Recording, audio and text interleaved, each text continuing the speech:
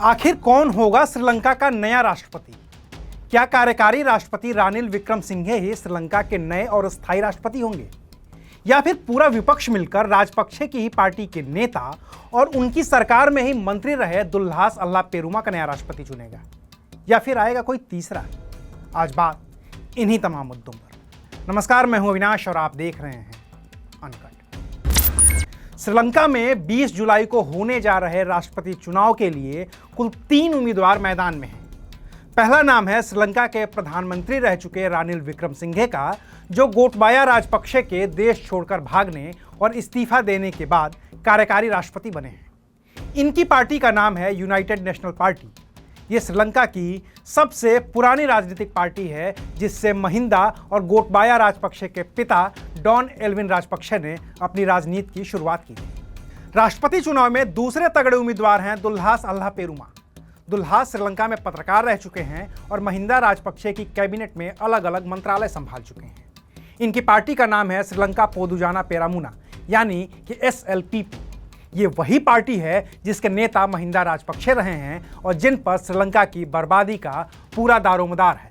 लेकिन दुल्हास अल्लाह पेरुमा की इस राष्ट्रपति चुनाव में दावेदारी मजबूत है और इसकी वजह है सजिता प्रेमदासा, जो श्रीलंका के राष्ट्रपति रहे रणसिंघे प्रेमदासा के बेटे हैं, विपक्ष के नेता हैं और विपक्ष की सबसे बड़ी पार्टी समागी जना बालवेगिया के नेता हैं।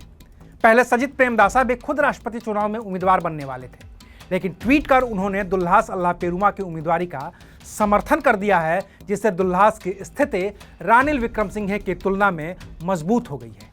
हालांकि माना यह भी जा रहा है कि सजिता प्रेमदासा ने दुल्हास अल्लाह पेरुमा का समर्थन किया ही इसलिए है कि अगर दुल्हास श्रीलंका के राष्ट्रपति बन जाते हैं तो फिर सजिता को श्रीलंका का नया प्रधानमंत्री बनाया जाएगा।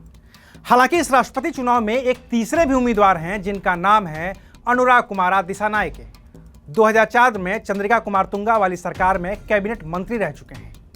उनकी पार्टी का नाम है जनता विमुक्ति पेरामुनाई।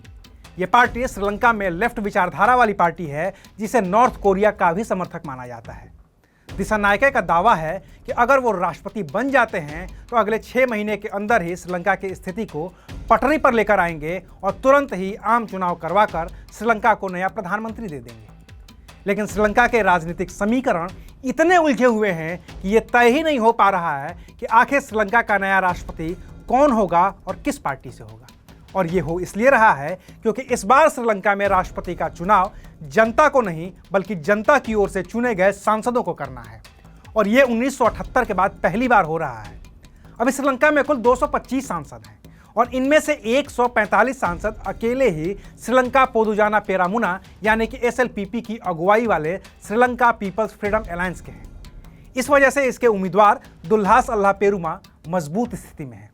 इसके अलावा भी उन्हें दूसरी सबसे बड़ी पार्टी समाजी जना बालवेगिया के 54 सांसदों का समर्थन हासिल है, जिसके नेता सजिता प्रेमदासा ने दुल्हास की उम्मीदवारी का समर्थन किया है।